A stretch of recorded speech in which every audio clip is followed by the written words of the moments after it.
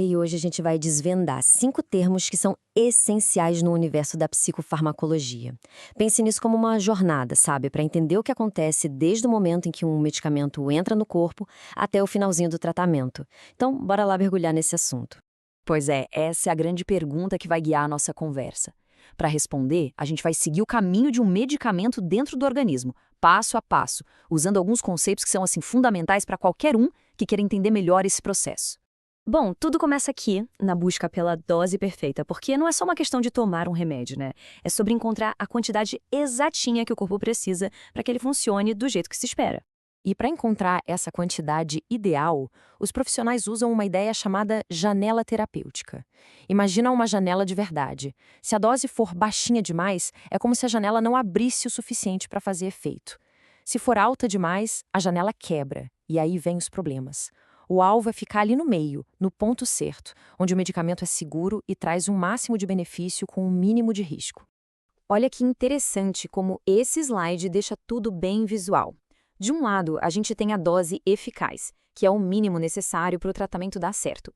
Do outro, a dose tóxica, que é o limite onde o remédio começa a fazer mal. A tal da janela terapêutica é justamente esse espaço seguro entre os dois extremos. Mas é que tá. Mesmo acertando em cheio na dose, bem dentro da janela terapêutica, o corpo pode ter outras reações. Nenhum medicamento age num único lugar de forma isolada, e isso já nos leva para o nosso próximo conceito. E é aí que entram os famosos efeitos colaterais. Eles são exatamente isso, consequências que não eram o objetivo principal do medicamento. É super importante entender que eles não significam que a dose está errada, mas fazem parte da interação complexa do remédio com o nosso corpo. Na maioria das vezes, eles são até esperados e dá para manejar. Certo. E o que acontece quando o medicamento é usado por um período mais longo? O corpo humano é uma máquina de adaptação, né? Com o tempo, ele começa a se ajustar à presença constante daquela substância. Vamos ver o que isso significa na prática? O primeiro passo dessa adaptação é a tolerância. Basicamente, o corpo se acostuma com o medicamento. O resultado? Aquela dose que antes funcionava super bem pode começar a perder a força e talvez precise de um ajuste para ter a mesma resposta de antes. A partir da tolerância, pode surgir a dependência. E aqui, a adaptação do corpo dá um passo além. Ele não só se acostumou com a substância, como começou a contar com ela para funcionar no que ele entende como normal. O corpo ou a mente passa a precisar dela para manter o equilíbrio. Esse slide aqui é perfeito para a gente entender a diferença, que é crucial. Tolerância é sobre o efeito do remédio diminuir.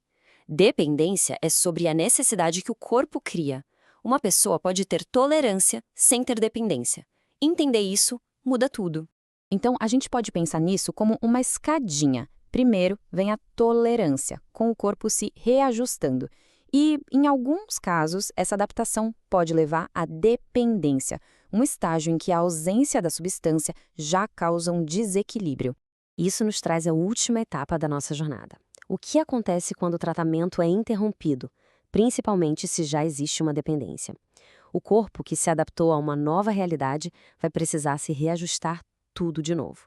É aqui que aparece a síndrome de abstinência. Ela nada mais é do que a resposta do corpo à falta daquela substância que ele se acostumou a ter. Os sintomas são, na verdade, o organismo tentando achar o equilíbrio de novo, só que agora sem o medicamento. E isso só reforça o quanto é importante nunca parar um tratamento por conta própria, né? Então, vamos amarrar tudo isso que a gente viu. Entender esses 5 conceitos nos dá um mapa bem claro de todo o processo, desde a primeira dose até a hora de parar. Cada um desses pontos é uma fase importante. A gente começa achando o equilíbrio com a janela terapêutica, aprende a lidar com os efeitos colaterais, observa as mudanças do corpo com a tolerância e a dependência e, por fim, entende o que acontece na retirada. É a história completa. E para a gente fechar, fica aqui uma reflexão. Ter clareza sobre esses termos não é só um conhecimento técnico, sabe? É uma ferramenta poderosa que qualifica o diálogo sobre tratamentos, permitindo uma participação muito mais ativa e consciente nas decisões de saúde. Saber ler esse mapa pode de verdade mudar o jogo.